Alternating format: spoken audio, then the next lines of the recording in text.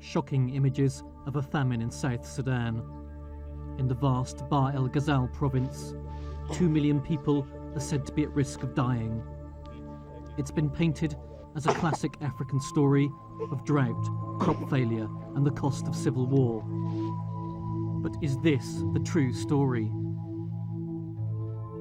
The world response has been to launch a massive airlift of aid, most through the United Nations Operation Lifeline Sudan. As concern over the famine has spread, Sudan's government has been praised for opening up closed areas of the war-ravaged country to aid. But does it really deserve this praise? Many areas still remain off limits. The government claims they are too insecure for aid drops. This film takes you on a journey into one of those no-go areas. Here, it uncovers horrific evidence of the real policy Sudan's government has been pursuing in secret under the smokescreen of opening up the nation to aid. It reveals how vast tracts of the country have been turned into a scorched wasteland, where thousands have been killed and millions forced to flee their homes. And it reveals the hidden agenda behind this state-sponsored genocide.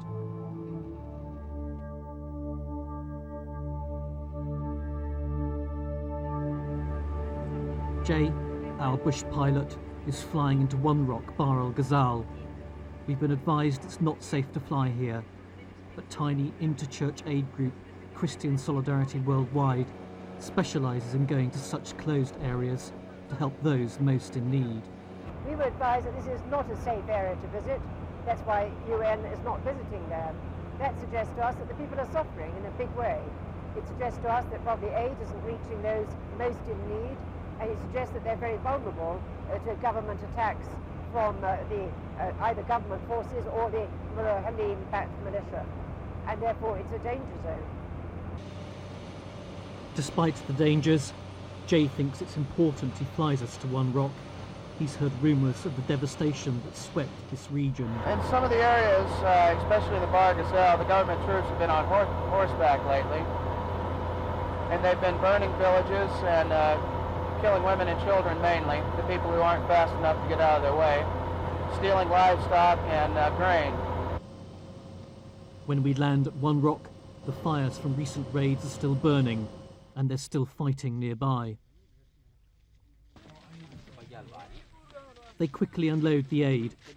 It's some of the first to reach this area since the so-called famine began. CSW are bringing in a consignment of precious medicines. There has only been one United Nations aid drop here last April. The people have nothing. Yet this is no parched and fertile part of arid Africa. The Lol River runs through one rock, one of many rivers in the region. There are vast swamps and wetlands here. The traditional Dinka inhabitants have survived for thousands of years, growing crops of sorghum which they pound into flour. They keep large herds of cattle which graze on rich pastures. These are an emergency food which the Dinka keep in case of adversity. But these scenes are deceptively peaceful. There are now hundreds of corpses rotting in the river Lol. Yet these are not the victims of famine, but of a secret, state-sponsored genocide.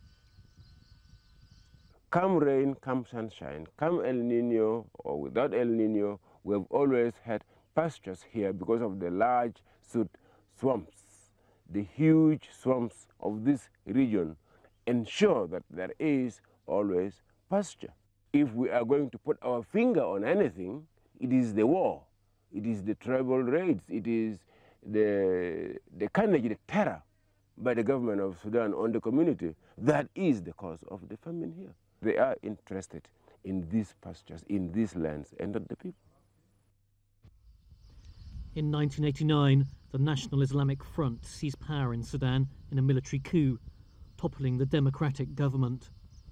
An Islamic fundamentalist regime, it seeks to turn this once multi-religious democratic country into an Islamic state ruled by Islamic law. It's a policy opposed by the majority of Sudanese society, including Christians and moderate Muslims alike.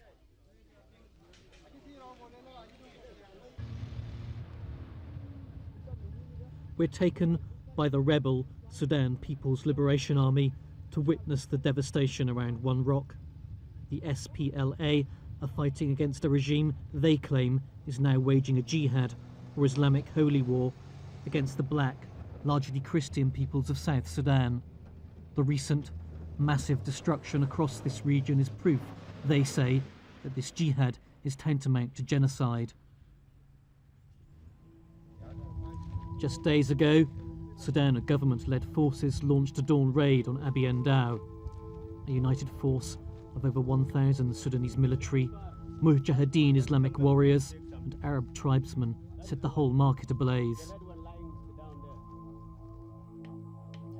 Abyei Ndau was once an important regional centre. Traders came from as far away as Sudan's capital Khartoum in the north to buy cattle. Others came up from Uganda in the south. Arabs traded with Dinkas peacefully side by side. Now all that has been lost. The raiders surrounded the busy marketplace on 3 sides, driving the people into a trap, an ambush at the far end. It was a well-planned massacre.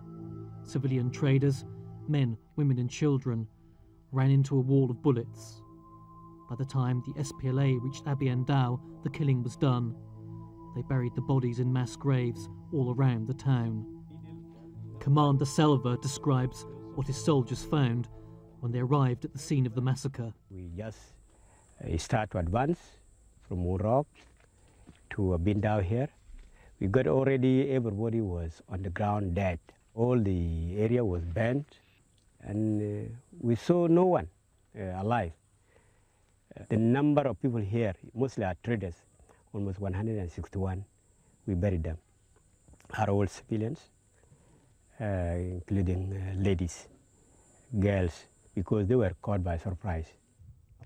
He was once a captain in the Sudanese government army, but he came over to join the rebel Sudan People's Liberation Army when he saw what was being done to his people. Commander SELVA says that this government-backed raid was led by a Sudanese army captain called Osam. And I saw what they were wearing. I was in Sudanese army, so I know the dresses of different types of units in the Sudan. So we know that those who are wearing the real khaki that the Sudanese army wear, the uniform that the Sudanese army wear, the same uniform they were wearing. The 1,000-strong force were a highly mobile raiding party, many mounted on horseback. Nearby the deserted market, the carcass of a horse of one of the raiders. The SPLA pursued the raiders to try to stop further massacres, but the roads here are all but non-existent.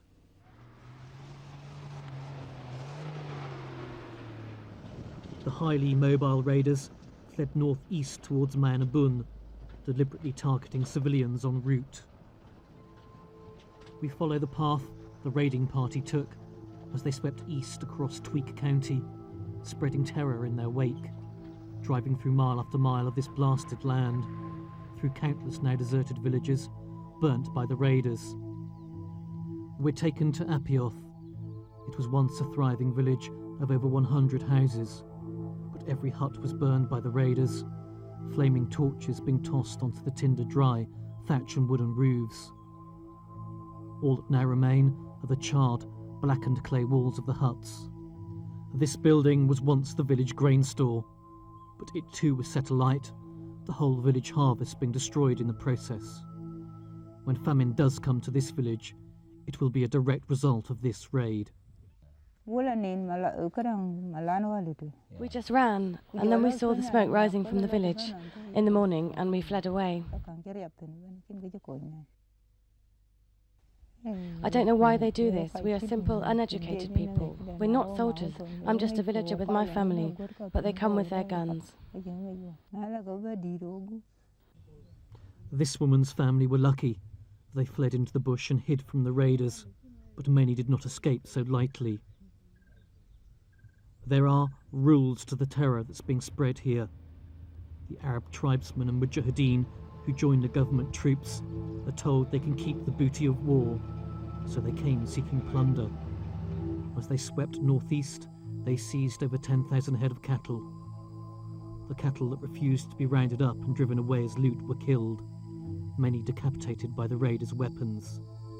It's a deliberate policy to deprive the Dinka of any source of food.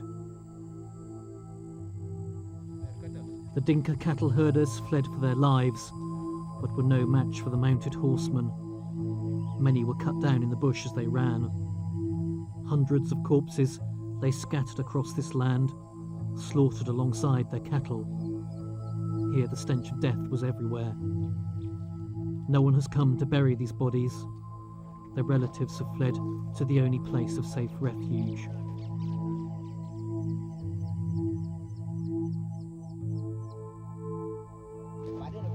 We walk 20 miles distant to find them, to the vast swamps of Leth and Arath. The ground is treacherous and boggy. No vehicles can travel here, and no horsemen could follow those fleeing from the terror. Over 40,000 people are thought to be hiding in these swamplands. They've made crude shelters on the mounds of earth that rise barely above the waters.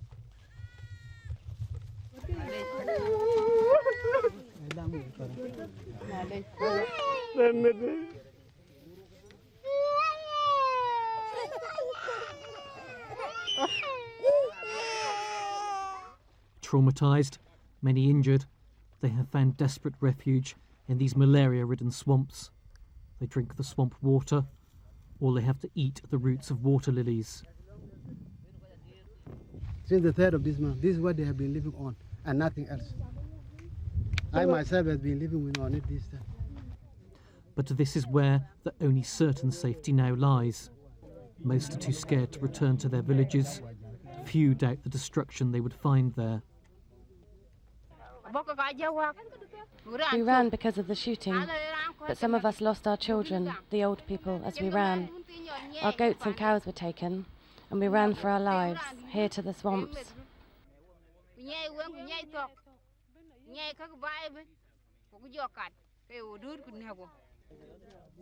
With the rainy season fast approaching, tens of thousands of people are now not able to plant their crops. They're in desperate need of aid.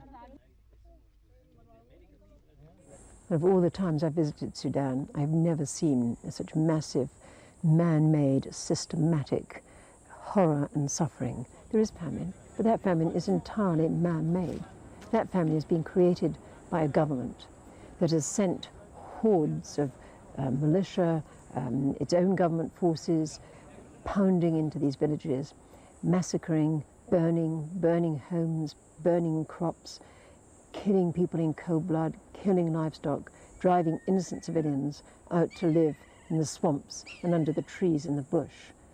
Their famine is made by the government, and they will die unless help comes to them. Many of the raiders believe they are on a jihad, that they kill unbelievers in the name of Islam. It is impossible to communicate the terror they are spreading here. We're taken to one small village which was completely wiped out. In the ruins of a hut were shown the remains of people who were burned alive. One of the huts escaped being torched, but there's no one left alive to play these drums or catch fish in these traps now. Outside the hut was shown the grave where the SPLA buried the bodies. One SPLA soldier shows us how the raiders trussed up their victims before killing them.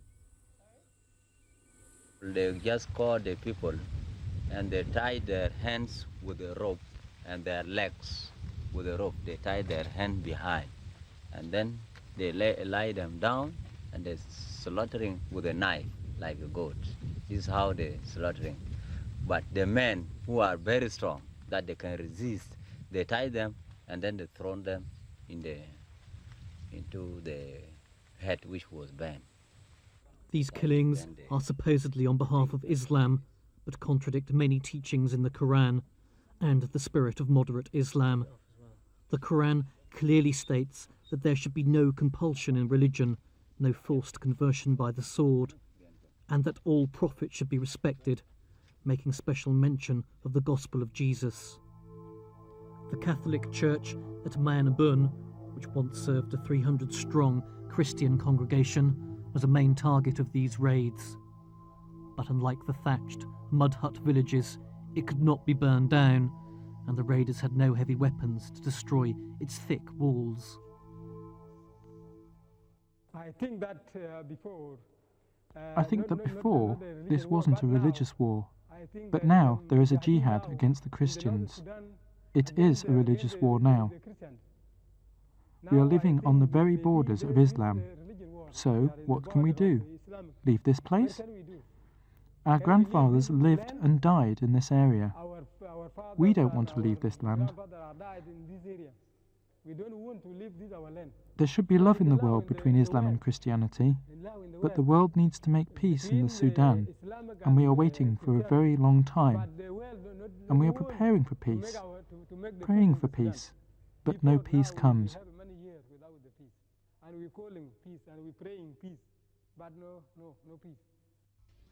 Later, back at One Rock, at a meeting with village elders, there is no doubt who has orchestrated this campaign of terror. Omar Bashir, the president of Sudan, he is the one organising his people to come and kill. The killers are under his command. He sends them to steal and leave us to die with hunger. How can you believe he is our president when you have seen that he does this?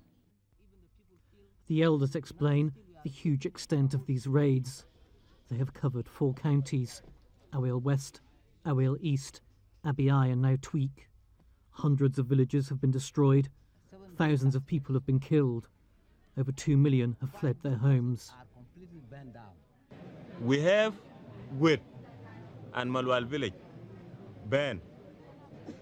We have Rumbek village, is banned. We have Ayaj village, is banned. For the Abyei County as in general, we could say 50 villages forming the Abyei County area is completely burned down all. That's what I could say. And if you go now, you will see only the ashes. You will move only on ashes. The raiders also come seeking human booty, women and children as slaves, who will face forced conversion to Islam. The Arabs came seeking children as slaves. Around 5,000 have been taken now, and we don't know where they've gone to. In the midst of this meeting, a young boy is brought to us. He was found in a raided village, abandoned amongst the burned ruins. He cannot speak and has survived a week alone in the bush. His trauma is painfully clear.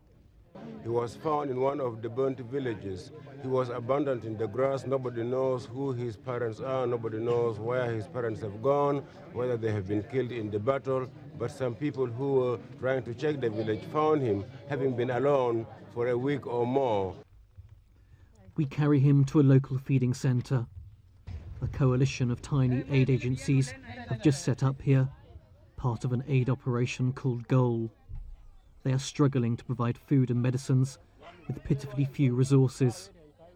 A local woman, herself displaced by the raids, agrees to take the little boy and look after him as her own. The dignity of the people here is humbling. So I'd like to say to the people who watch this, you're not talking about poor African people who can't feed themselves. This is a bloody rich country, and that's why they've been pushed out of it, because it is rich. Because it is rich. If there was nothing here, they wouldn't be coming here for this land. 11 years in South Africa, and I tell you, I fought against apartheid. I was working against apartheid as a Catholic priest. And apartheid is a tea party in comparison with Southern Sudan, and I was there during the worst years of apartheid. It's a tea party in comparison. There is hunger here, but it's the hunger caused by these raids. All these people have fled their villages and now have no homes to return to. This is the cause of any famine here. It is a deliberate policy of genocide or ethnic cleansing, and one Western aid will do little to stop. Well, I'm 11 years in Sudan, and I swear to God, this is the worst situation I have seen inside Sudan. This has been created by the government of Sudan, and now suddenly they send down these Arab the army mixed with these Muharralin to loot, to pillage and to rape and to take women and children, driven the people, the poor people, already badly off, into the middle of the swamps, where in 2 weeks' time we cannot reach them. It's all swamp, we cannot reach them. Humanitarian assistance here is not enough. The Sudan People's Liberation Army are trying to defend their people. To the outside world they might look like rebels, but to the local people, they are their only hope, their only defence against these Arab raiders are their own soldiers. We need political action on the Sudanese conflict to stop the damn war, and to make people, let the people live and fish in the river here and cultivate. We were told there had been just one airdrop of aid here last April. So far, this area appears to have remained outside the United Nations-mounted Operation Lifeline Sudan. On our final day at One Rock, a UN jeep does arrive. James ABELEE says he's come here to assess security. We ask him what the UN thinks the cause of the crisis is in Sudan, and how that might explain the UN's apparent absence here. Drought and the crop failure spreads throughout South Sudan. It's quite difficult to support food drops in an area twice the size of France with one Hercules. But if you ask me where the UN has been, the UN has been here. As we prepare to leave, the SPLA receive new reports of another column of raiders preparing further attacks from the east. Whilst we may fly away to safety, people here are left behind to face yet more raids. Aid is not the answer, but they're going desperately to need aid, and particularly while they're displaced by the terror tactics of the government. They're living in the swamps, malaria-infested swamps. They're going to need mosquito nets on a huge scale until they can come back to their own villages. But their villages are devastated. They've got no shelter. So when the rainy season comes, they're going to need aid just to survive in those villages. Their crops have been burnt, so they have no food if they come back. So they're going to need food aid. Yes, medical aid. They've got virtually nothing because everything was taken. So they're going to need medical aid on a huge scale too. So aid is needed, but aid is not the answer. The answer has to be the international community putting a stop to the genocidal policies of the regime in Khartoum. Local SPLA commanders believe they are holding the front line in a war to stop the global spread of Islamic fundamentalism, but they receive little, if any, help from the free world. My message is simple, that please turn an eye to these suffering people of Sudan. Your interests should be also connected with humanity. And for sure, I'm seeing that there is no situation which I think it is a worse situation more than the situation which our people are in. But is there also a hidden motive for the terror we've just witnessed? If there is, it lies beneath these plains, where there's $45 billion worth of oil. With Chinese, Malaysian and North American money, the Sudanese regime are building a pipeline to extract 200,000 barrels of oil a day by 1999. Clearing civilians and the SPLA from this land is vital to their plans.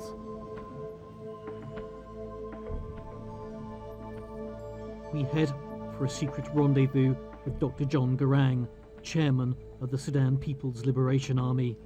He has few doubts why Sudan's government is pursuing genocide in South Sudan and why he must carry on fighting. At his base, our plane is quickly camouflaged. If he is defeated, claims Garang, Islamic extremists will sweep into Africa and beyond. It's complete devastation of the area, killing anything that they find inside, taking what they can and destroying what they cannot take. Human beings, animals, the burning of houses, total havoc, total destruction. That way they are able to clear the area around the oil fields so that they are able to, according to them, export oil by 1999 and even prosecute the war much more vigorously. So this is a calculated, cold-blooded genocide that is going on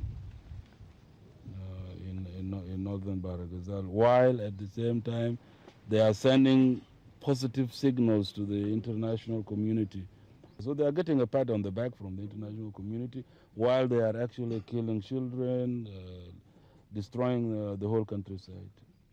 Just burnt houses and in houses You get dead bodies burnt in the houses. Some are thrown into the houses. And this government claims to be a government of the Sudan. It isn't. It's a government of killers. It should be condemned. Sanctions should be made against this government. It should be isolated. And those who are struggling to defend themselves must be assisted.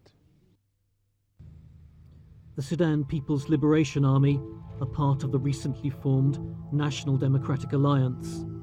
It's a coalition of Sudan's pro-democracy forces based in Eritrea, uniting Christians and Muslims, Arabs and black Africans against the Islamic fundamentalist regime in Khartoum. They seek a democratic future for Sudan, one free from the religious and ethnic hatred that presently grips this land. Whilst recent images of famine may have forced the world to act on the Sudan, no amount of aid alone will halt the genocide now taking place there.